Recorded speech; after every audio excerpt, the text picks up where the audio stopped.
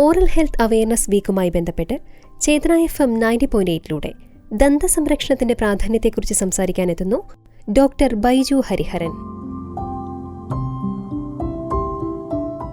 നമസ്കാരം. എല്ലാ പ്രിയപ്പെട്ട ശ്രോതാക്കൾക്കും ചേതന FM 90.8 സ്വാഗതം. ഓറൽ ക്യാൻസർ അവയർനെസ് മന്തുമായി ബന്ധപ്പെട്ട് ഇന്ന് നമ്മളോടൊപ്പം സാധാരണക്കാരായ പൊതുജനങ്ങൾക്കുണ്ടാകുന്ന കുറേ സംശയങ്ങൾക്ക് കുറച്ച് ഉത്തരം നൽകാനായിട്ട് ഇന്ന് നമ്മളോടൊപ്പം കൂടെയുള്ളത് ഇന്ത്യൻ ഡെന്റൽ അസോസിയേഷന്റെ മാവേലിക്കര ബ്രാഞ്ചിലെ മുൻ പ്രസിഡന്റായ ഡോക്ടർ ബൈജു ഹരിഹരനാണ്. നമസ്കാരം ഡോക്ടർ. നമസ്കാരം മുംതാസ്. ഡോക്ടർ, അപ്പോൾ നമുക്കറിയാം സാധാരണക്കാരായ ഒരുപാട് ജനങ്ങൾ, അവർക്ക് ഒരുപാട് സംശയങ്ങളുണ്ടാകും. ഒരുപക്ഷെ സാധാരണ നമ്മളൊന്ന് ദന്തൽ സംരക്ഷണം അല്ലെങ്കിൽ നമ്മുടെ ദന്തത്തിൻ്റെ ആരോഗ്യം നോക്കുന്നതിനായിട്ട് വെറുതെ പോലും ഒന്ന് ക്ലിനിക്കിൽ പോകാൻ മടിയുള്ളവരായിരിക്കും. അപ്പം ഞാൻ ആദ്യം തന്നെ എനിക്ക് പൊതുവേ ഉണ്ടായ ഒരു സംശയമാണ്, നമ്മൾ ദന്തൽ ക്ലിനിക്കിൽ ചെന്നിട്ട് പല്ല് ക്ലീൻ ചെയ്യുക എന്നൊരു സ്വാഭാവികമായുള്ളൊരു പ്രോസസ്സാണ്. അപ്പോൾ അത് പല്ലിന് ദോഷമുണ്ടാകുമെന്നാണ് കൂടുതലും എനിക്ക് തോന്നുന്നു പൊതുജനങ്ങളൊക്കെ പറയുന്നത്. അപ്പോൾ എന്താണ് ഡോക്ടർക്ക് പറയാനുള്ളത്? ശരിയാണ്.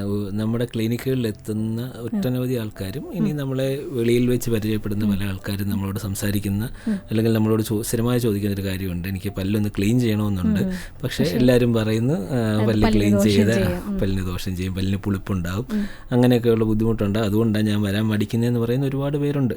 പക്ഷേ നമ്മൾ കരുതുന്ന പോലെ അല്ല കാര്യം. പല്ല് ക്ലീൻ ചെയ്യുക എന്ന് പറയുന്നത്, ഇപ്പോൾ അത് ക്ലീൻ ചെയ്യുന്നത് അൾട്രാസോണിക് ഇൻസ്ട്രുമെൻ്റ് എന്ന് പറഞ്ഞാൽ ഏറ്റവും അതിനൂതനമായ ഒരു ഉപകരണം വെച്ചാണ് ക്ലീൻ ചെയ്യുന്നത്. അപ്പോൾ അത് പല്ലിൻ്റെ ഇനാമലിനോ പല്ലിനോ തന്നെ യാതൊരു പോറലും ഏൽപ്പിക്കുകയില്ല. നമുക്ക് തന്നെ അറിയാമല്ലോ, മനുഷ്യ ശരീരത്തിലെ ഏറ്റവും കട്ടി കൂടിയ ഭാഗമാണ് പല്ലിൻ്റെ ഇനാമൽ എന്ന് പറയുന്നത്. അപ്പോൾ അതിനെ ഒരു ക്ഷതം ഏൽപ്പിക്കുന്ന ഒരു ഇൻസ്ട്രുമെൻ്റ് അല്ല അൾട്രാസോണിക് സ്കെയിലർ. ഒന്ന്. രണ്ട്, വേറൊരു രീതിയിൽ ഞാൻ അവരെ പറഞ്ഞ് മനസ്സിലാക്കാറുണ്ട്, നമ്മളിപ്പോൾ ഒരു ഫിക്സഡ് ആയിട്ടൊരു പല്ലൊക്കെ വെക്കണമെങ്കിൽ തന്നെ നമ്മൾ അതിന് നമ്മുടെ അപ്പുറം ഇപ്പുറമുള്ള പല്ലുകളെ ഒരു ഡയമണ്ട് ബർ ഉപയോഗിച്ച് കട്ട് ചെയ്ത് ചെറുതാക്കി അതിനെ ഷേപ്പ് ചെയ്തിട്ടാണ് നമ്മൾ ഈ പല്ല് വെക്കുന്നത്. അങ്ങനെ ചെയ്യുന്ന അവസരങ്ങളിൽ പോലും നമുക്ക് പുളിപ്പുണ്ടാകുന്ന ഒരു അവസ്ഥയില്ല. ഇനാമലിനെ കുറിച്ച് നമ്മൾ കട്ട് കളയുന്ന അവസരങ്ങളിൽ പോലും. ഇത് പറഞ്ഞാലും കുറേ പേര് വിചാരിക്കും ഡോക്ടർ ചുമ്മാ പറയുകയാണ്, ഇത് ശരിയല്ല എന്നൊക്കെ. അപ്പോഴും പിന്നെ ഞാൻ അവരോട് അവസാനമായി പറയുന്നൊരു കാര്യമുണ്ട്. ഈ നമ്മൾ ആർമി പോലുള്ള പ്രസ്ഥാനങ്ങളിൽ അല്ലെങ്കിൽ ആർമിയിൽ നിന്ന് വരുന്നവരോട് ചോദിച്ചാൽ അവർ പറയുന്നൊരു കാര്യമുണ്ട്, ഞങ്ങൾക്ക് അവിടെ ഡെൻ്റൽ യൂണിറ്റ് ഉണ്ട്, എല്ലാ 6 മാസം കൂടി ഇരിക്കുമ്പോഴും കൃത്യമായി ഞങ്ങളുടെ പല്ല് അവിടെ ക്ലീൻ ചെയ്യാറുണ്ട്, അത് സ്ട്രിക്റ്റ് ആയിട്ടുള്ളൊരു കാര്യമാണ് എന്ന്. അപ്പോൾ നമ്മൾ ആലോചിക്കേണ്ട ഒരു കാര്യം, ആരോഗ്യകാര്യത്തിൽ ഇത്രയധികം ശ്രദ്ധ കൊടുക്കുന്ന ആർമി പോലൊരു പ്രസ്ഥാനം 6 മാസത്തിലൊരിക്കൽ അവരെ നിർബന്ധമായും ക്ലീനിങ്ങിന് പ്രേരിപ്പിക്കുന്നുവെങ്കിൽ അത് തീർച്ചയായിട്ടും ശരീരത്തിന് ദോഷം അല്ലെങ്കിൽ പല്ലിന് ദോഷകരമല്ലാത്ത ഒരു ട്രീറ്റ്മെൻറ്റ് ആയതുകൊണ്ടാണ് ആർമിക്കാർ അല്ലെങ്കിൽ ആർമി ഉദ്യോഗസ്ഥർ അതിനവരെ നിർബന്ധിക്കുന്നത് തന്നെ. അതാണ് എനിക്ക് അവസാനമായി നിങ്ങളോട് പറയാനുള്ളത്. അതുകൊണ്ട് പല്ല് ക്ലീൻ ചെയ്യുന്നത് 6 മാസത്തിലൊരിക്കൽ ചെയ്യുക. ക്ലീൻ ചെയ്യുന്ന അഴുക്ക് പോകാൻ വേണ്ടി മാത്രമല്ല, മറിച്ച് 6 മാസത്തിലൊരിക്കൽ നമ്മളൊരു ഡെന്റിസ്റ്റിനെ കാണുമ്പോൾ നമ്മുടെ പല്ലുകളിൽ എന്തെങ്കിലും കേടുണ്ടോ, പുതിയതായി എന്തെങ്കിലും പ്രയാസങ്ങൾ പല്ലിന് വരുന്നുണ്ടോ എന്ന് തിരിച്ചറിയാൻ കൂടിയാണ് 6 മാസത്തിലൊരിക്കൽ ക്ലീൻ ചെയ്യുകയും ഡോക്ടറെ കണ്ട് നിർദ്ദേശങ്ങൾ സ്വീകരിക്കുകയും ചെയ്യുക എന്ന് പറയും. ഇപ്പോൾ ഡോക്ടർ, ഒരു തെറ്റായ ധാരണയാണ് ഡോക്ടർ സൂചിപ്പിച്ചതുപോലെ പല്ല് പുളിപ്പ്. സാധാരണഗതിയിൽ എന്തൊക്കെ കാരണങ്ങൾ കൊണ്ടായിരിക്കും പല്ല് പുളിപ്പ് ഉണ്ടാകുന്നത്? അത് ഏറ്റവും പ്രധാനമായി ഉണ്ടാകുന്നത് വെച്ചാൽ ഇനാമലിൻ്റെ കട്ടിക്കുറവ് കൊണ്ടുണ്ടാകുന്ന ഒരു വിഷയം കൊണ്ട് വരാം. അത് ചിലർക്ക് ജന്മനാ ഉണ്ടാകുന്ന ചില പ്രയാസങ്ങൾ കൊണ്ട് പല്ലിന് കട്ടി കുറഞ്ഞിട്ട് പല്ലിന് പുളിപ്പുണ്ടാകുന്നൊരവസ്ഥ വരാം. പിന്നീട് വരുന്നത് വെച്ചാൽ പല്ലിൻ്റെ കേടിൻ്റെ തുടക്കത്തിൽ നമുക്ക് ശരീരം നൽകുന്ന അല്ലെ പല്ല് നൽകുന്ന ഒരു സൂചനയാണ് ഈ പല്ലിൻ്റെ പുളിപ്പ് എന്ന് പറയുന്നത്. അതായത് പല്ലിൻ്റെ ഒരു കേട് സ്റ്റാർട്ടായിട്ടുണ്ട്. ആ അവസരത്തിൽ നമ്മൾ ഡോക്ടറെ കണ്ട് പല്ലിനെ സംരക്ഷിച്ച് നിർത്താൻ ഒരുപക്ഷെ അധികം ചിലവുകളില്ലാതെ മിതമായ രീതിയിൽ തന്നെ ട്രീറ്റ്മെൻറ്റ് ചെയ്ത് നിർത്താൻ കഴിയും. പക്ഷെ പലപ്പോഴും ആൾക്കാർ ക്ലിനിക്കിൽ എത്തുന്നത് ഈ പുളിപ്പ് മാറി പിന്നെ പെയിനായി ആ ഒരവസ്ഥയിലാണ് എത്തുന്നത്. ഒരു ഫില്ലിങ് ചെയ്യേണ്ട സ്ഥാനത്ത് നമ്മൾ ഏറ്റവും നൂതനമായ റൂട്ട് കനാൽ ട്രീറ്റ്മെൻറ്റ് പോലെയുള്ള അഡ്വാൻസ്ഡ് ട്രീറ്റ്മെൻറ്റിലേക്ക് പോകേണ്ട ഒരു അവസ്ഥ വരും. അപ്പോൾ പുളിപ്പ് ഒരു ലക്ഷണമാണ് ശരിക്കും പറഞ്ഞാൽ പല്ലിന് കേടുണ്ട് എന്നുള്ളതിന്.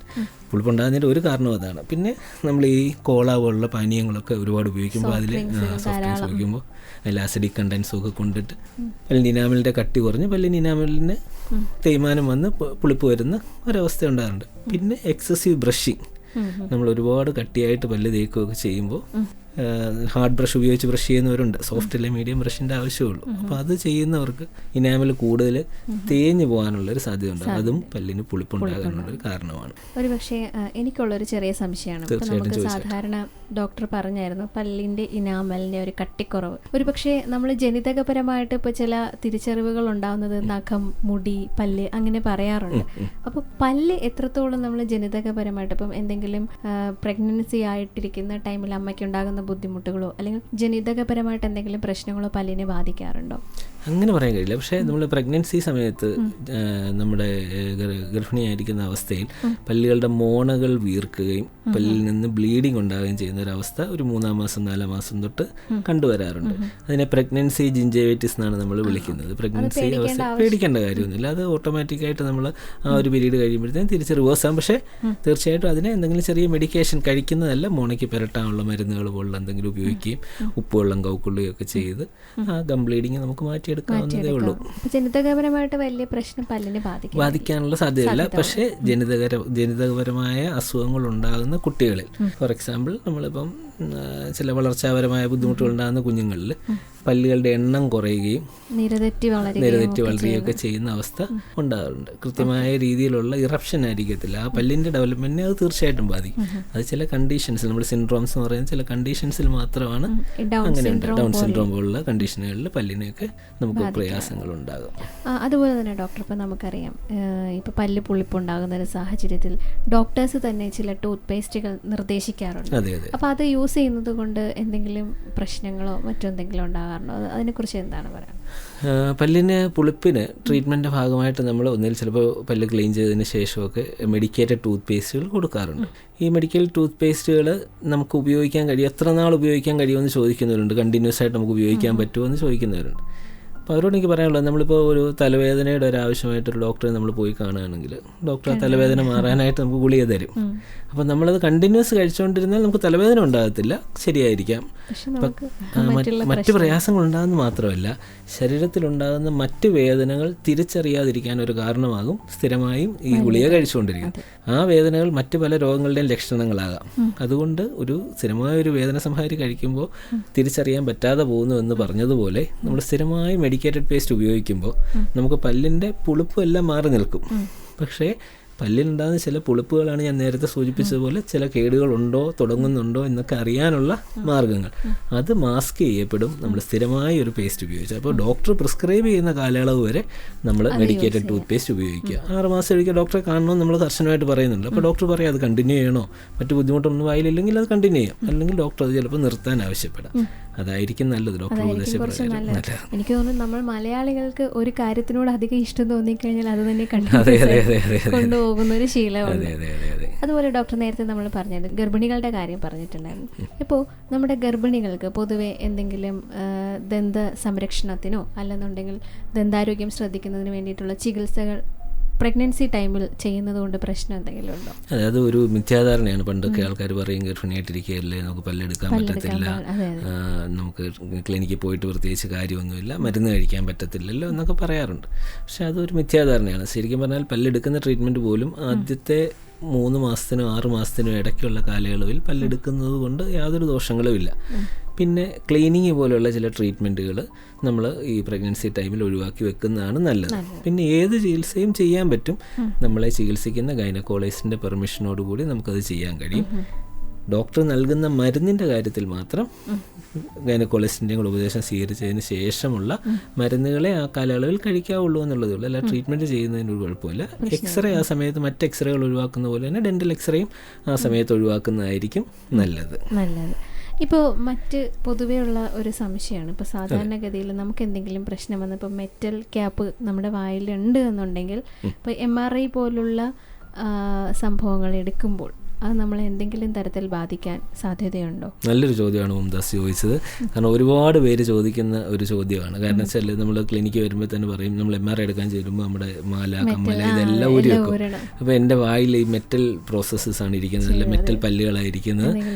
അപ്പോൾ അത് ഊരി മാറ്റിയില്ലെങ്കിൽ ചില ടെക്നീഷ്യൻസ് പറയാറുമുണ്ട് നിങ്ങളുടെ വായിൽ മെറ്റൽ ക്യാപ്പ് ഉണ്ടെങ്കിൽ പോയി ഡോക്ടറെ കണ്ട് ഊരിയിട്ട് വാ എന്ന് പറയുന്ന ചില ആൾക്കാരും ഉണ്ട്. നമ്മുടെയൊക്കെ അങ്ങനെ വരാറുണ്ട് ആൾക്കാർ. പക്ഷെ എനിക്ക് പൊതുജനങ്ങളോട് പറയാനുള്ളത് എന്താണെന്ന് വെച്ചാൽ നമ്മൾ വായിൽ വെക്കുന്ന ഈ മെറ്റൽ ക്യാപ്പുകളിൽ നല്ലൊരു ശതമാനത്തിനും ഫെറോ മാഗ്നറ്റിക് പ്രോപ്പർട്ടീസ് ഇല്ലാത്തതാണ്. അത് മാഗ്നറ്റിനെ കയറി പിടിക്കത്തില്ല, മനസ്സിലായി. അപ്പോൾ അത് വായിലിരിക്കുന്നതുകൊണ്ട് ഒരു കാരണവശാലും നമ്മൾ MRI എടുക്കുന്നതിനകത്ത് ഇനി എത്ര മെറ്റൽ ക്യാപ്പ് ഉണ്ടെന്ന് പറഞ്ഞാലും ഒരു ദോഷവുമില്ല, അതിന് ഫെറോ മാഗ്നറ്റിക് പ്രോപ്പർട്ടി ഇല്ല. പക്ഷേ നമ്മൾ ഈ കമ്പി ഇടുന്ന ട്രീറ്റ്മെൻറ്റ് ഉണ്ടല്ലോ, മുത്തുപോലെ ഒട്ടിച്ച് ഓർത്തോഡോണ്ടിക് ട്രീറ്റ്മെൻറ്റ് എന്ന് പറയും, അത്തരം കമ്പികൾക്ക് അതിന് നമുക്ക് ഫെറോ മാഗ്നറ്റിക് പ്രോപ്പർട്ടി ഉണ്ട്. അത്തരം കമ്പികൾ നമ്മൾ ഈ MRI പോലുള്ള ചെയ്യുമ്പോൾ അഴിച്ചിട്ട് വേണം ചെയ്യാനായിട്ട്. ഇനി മറ്റൊരു ഉപദേശം എനിക്ക് തരാൻ പറ്റുന്നത് എന്താണെന്ന് വെച്ചാൽ, ഇനി അങ്ങനെ ഒരു ടെൻഷൻ ഉണ്ട്, എനിക്ക് മെറ്റൽ ക്യാപ്പ് ഉണ്ട്, എനിക്ക് എടുക്കാൻ പോകാൻ പേടിയാണെന്നുണ്ടെങ്കിൽ ഇപ്പോൾ ഏറ്റവും ലേറ്റസ്റ്റ് ആയിട്ടുള്ള മെറ്റൽ ഫ്രീ ആയിട്ടുള്ള ക്യാപ്പുകളുണ്ട്, സിർക്കോണിയം പോലുള്ള ക്യാപ്പുകളൊക്കെ ഉണ്ട്. അപ്പോൾ അതാകുമ്പോൾ നമുക്ക് മനസ്സിൽ അങ്ങനെ ഒരു ടെൻഷൻ വരേണ്ട കാര്യമില്ല. അയ്യോ ഞാനിതും കൊണ്ടുപോയി എങ്ങനെ MRI എടുക്കും. ഇനി ടെക്നീഷ്യനെ സംബന്ധിച്ചും ഒരു ടെൻഷൻ്റെ ആവശ്യമില്ല. ഈ സിർക്കോണിയം പോലുള്ള ക്യാപ്പുകൾ ഏറ്റവും ലേറ്റസ്റ്റ് ക്യാപ്പുകളുണ്ട്, അത് ഉപയോഗിക്കാമെങ്കിൽ ആ ഒരു ടെൻഷനും നമുക്ക് ഒഴിവാക്കാനായിട്ട് കഴിയും. ഇപ്പോൾ ഡോക്ടർ, പണ്ടുള്ള കാലഘട്ടത്തിൽ നിന്നും ഇന്നത്തെ കാലഘട്ടം, എനിക്ക് തോന്നുന്നു ആധുനിക കാലഘട്ടം ഒരുപാട് പുരോഗമനമായ കുറേ മാറ്റങ്ങൾ കൊണ്ടുവന്നു. നമ്മുടെ ദന്ത സംരക്ഷണത്തിനായിട്ട് എന്തൊക്കെ പുതിയ മാറ്റങ്ങളാണ് ഇപ്പോൾ ഇന്ത്യൻ ഡെന്റൽ മെഡിക്കൽ അസോസിയേഷൻ നൽകുന്നത്? മേഖലയിൽ ഒരുപാട് മാറ്റങ്ങൾ, ഒരുപാട് വളർച്ചയൊക്കെ ഉണ്ടായിട്ടുണ്ട്. ഒരുപാട് ശാഖകളുണ്ട് ഇപ്പോൾ ഡെന്റിസ്ട്രിക്ക് തന്നെ. പണ്ടൊക്കെ ഒരു ക്ലിനിക്കിൽ ഒരു ഡെന്റിസ്റ്റ് ഇരിക്കുന്നു, പ്രാക്ടീസ് ചെയ്യുന്നു, അദ്ദേഹത്തിന് അറിയാവുന്ന കാര്യങ്ങൾ തന്നെ ആയിരിക്കാം. പക്ഷേ നമ്മുടെ ലോകം വളരുന്നതനുസരിച്ച്, ആ ശാസ്ത്രശാഖ വളരുന്നതനുസരിച്ച് അതിനൊരുപാട് പിരിവുകളുണ്ടായി. ഇപ്പോൾ നമ്മൾ ഈ സ്മൈൽ തെറാപ്പികൾ പോലുള്ള കാര്യങ്ങളായി. അതുപോലെ തന്നെ സ്മൈൽ കറക്ഷൻ, നമ്മൾ ജിഞ്ചേവെക്ടമി എന്നൊക്കെ പറയും, നമ്മൾ മോണയൊക്കെ കറക്റ്റ് ചെയ്ത് സ്മൈൽ കുറച്ചുകൂടെ കറക്റ്റ് ചെയ്യുന്ന കാര്യമുണ്ടായി. ഫ്രീനം കറക്റ്റ് ചെയ്ത് ലിപ്പിൻ്റെ പൊസിഷൻ കറക്റ്റ് ചെയ്യുന്ന ട്രീറ്റ്മെൻറ്റുകളുണ്ടായി. അങ്ങനെ ഒരുപാട് അഡ്വാൻസ്ഡ് ട്രീറ്റ്മെൻറ്റുകളുണ്ടായി. പിന്നെ നമ്മുടെ ഓറൽ ഹെൽത്തുമായി ബന്ധപ്പെട്ട് ക്യാൻസർ പോലുള്ളവ മുന്നേ കണ്ടെത്താനുള്ള ട്രീറ്റ്മെൻറ്റ് ഉൾപ്പെടെ അല്ലേ? അതെ. അതിൽ നമ്മുടെ ഇന്ത്യൻ ഡെന്റൽ അസോസിയേഷൻ്റെ കേരള ഘടകം ഈ ഓറൽ ക്യാൻസർ കണ്ടെത്തുന്നതിന് വേണ്ടിയുള്ള ട്രെയിനിങ് പോലും ഡെന്റിസ്റ്റുകൾക്കായി സംഘടിപ്പിക്കുന്നുണ്ട്. ഒരു ബ്രാഞ്ചിൽ നിന്ന് 2 പേരെ 3 പേരെയൊക്കെ സെലക്ട് ചെയ്തിട്ട് അവരെ അതിനെ എങ്ങനെ ഓറൽ ക്യാൻസർ ഡിറ്റക്ട് ചെയ്യാമെന്നുള്ള പ്രത്യേക പരിശീലനം കൊടുത്ത് അത് പൊതുജനങ്ങളിലേക്ക് എത്തിക്കാനുള്ള മാർഗം കൂടി അവലംബിച്ച് വരികയാണ്. തീർച്ചയായിട്ടും. കാരണം കൂടുതൽ അഡ്വാൻസ്ഡ് ആയി. പണ്ടുള്ള കാലഘട്ടത്തിൽ ഒരു പല്ലെടുക്കാനാണ് നമ്മൾ ഡെന്റൽ ക്ലിനിക്കിൽ പോയിരുന്നു എന്നുണ്ടെങ്കിൽ ഇന്നത്തെ കാലഘട്ടത്തിൽ ഒരുപാട് അഡ്വാൻസ് ട്രീറ്റ്മെന്റുകൾ നമുക്ക് ചെയ്യാൻ സാധിക്കും. പല്ലെടുക്കുക എന്നുള്ള ഒരു കൺസെപ്റ്റ് തന്നെ മാറ്റി പല്ലിനെ എങ്ങനെ സംരക്ഷിക്കാമെന്നുള്ള കൺസെപ്റ്റിലേക്ക് തന്നെ ഡെന്റിസ്ട്രി അതിവേഗം വളർന്നുകൊണ്ടിരിക്കുകയാണ്. തീർച്ചയായിട്ടും. ഡോക്ടർ, ഇപ്പോൾ നമുക്ക് എൻ്റെ ഒരു പ്രധാനപ്പെട്ട സംശയം, സാധാരണഗതിയിൽ നമ്മളിപ്പം പല്ലിൻ്റെ എക്സ്റേ ചില സമയത്ത് ഡോക്ടേഴ്സ് നിർദ്ദേശിക്കാറുണ്ട്, അത് കൃത്യമായിട്ടൊന്ന് നോക്കണം, അപ്പോൾ അന്ന് എക്സ്റേ എടുത്തിട്ട് വരുമെന്ന്. അപ്പോൾ എനിക്കും പൊതുവെ സംശയം ഉണ്ടായി, ഈ എക്സ്റേ എടുക്കുന്നത് കൊണ്ട് എക്സ്റേ പോലുള്ള വികിരണങ്ങൾ നമുക്ക് അത്രത്തോളം ദോഷം ചെയ്യും, അതിങ്ങനെ സ്ഥിരമായിട്ട് എടുക്കുന്നുണ്ട്, എന്തെങ്കിലും പ്രശ്നമുണ്ടോ? ശരിയാണ്. ക്ലിനിക്കിൽ എത്തുന്ന നല്ലൊരു ശതമാനം ആൾക്കാർ നമ്മുടെ ക്ലിനിക്കുകളിൽ തന്നെ ഇപ്പോൾ ഡെന്റൽ എക്സ്റേകളുണ്ട്.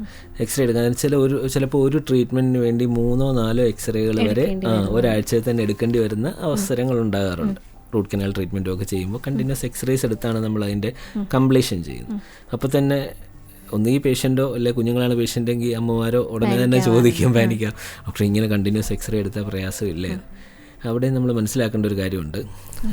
നമ്മൾ ഒരു ഡെൻ്റൽ എക്സ്റേ, അതായത് പഴയ ടൈപ്പ് ഡെൻ്റൽ എക്സ്റേ ഒരു കവറിൽ വരുന്ന ടൈപ്പ് ഡെൻ്റൽ എക്സ്റേ ആണ്. എക്സ്റേ വായിക്കകത്ത് വെച്ചിട്ട് നമ്മൾ ഹോൾഡ് ചെയ്ത് പിടിക്കണം, അങ്ങനെ എക്സ്റേ എടുക്കുന്ന ഒരു രീതി ഉണ്ടായിരുന്നു.